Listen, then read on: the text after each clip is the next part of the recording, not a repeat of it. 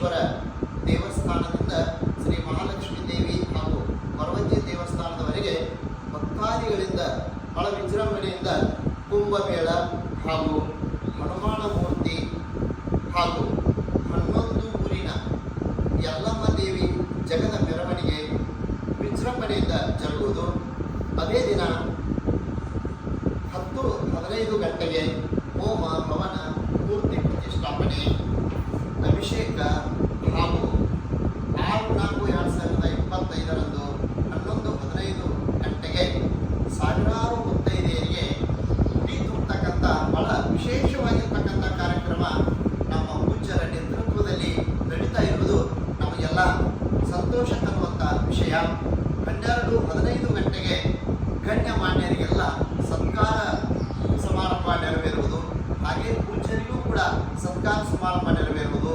ನಂತರ 2-15 ಗಂಟೆಗೆ ಪೂಜ್ಯರಿಂದ ಹಲವಾರು ಮಠದಿಂದ ಆಗಮಿಸಿರ್ತಕ್ಕಂಥ ಪರಮ ಪೂಜ್ಯರಿಂದ ಪ್ರವಚನ ಕಾರ್ಯಕ್ರಮಗಳು ಜರುಗುವು ಹಾಗೂ ನಿರಂತರ ಅನ್ನಪ್ರಸಾದವಿರುತ್ತದೆ. ಸಾಯಂಕಾಲ 5-15 ಗಂಟೆಗೆ ದೇವಿಯ ಭಂಡಾರ ಆಗಿಸುವುದು.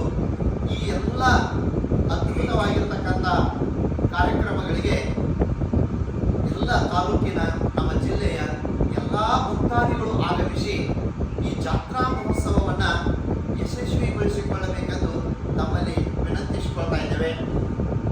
ಈ ಜಾತ್ರಾ ಮಹೋತ್ಸವವು ಪರಮ ಪೂಜ್ಯರಾಗಿರ್ತಕ್ಕಂಥ ಶ್ರೀ ಶ್ರೀ ರಂಗಣ್ಣ ಮಹಾರಾಜರು ಶ್ರೀ ಕೊರವಂಜಿ ಮಹಾಲಕ್ಷ್ಮೀ ದೇವಸ್ಥಾನ ಕಣದಾಳ ಅವರ ದಿವ್ಯ ಸಾನ್ನಿಧ್ಯದಲ್ಲಿ ಜರುಗತಕ್ಕಂಥ ಈ ಸುಂದರ ಸಮಾರಂಭಕ್ಕೆ ಎಲ್ಲ ಭಕ್ತಾದಿಗಳು ಆಗಮಿಸಿ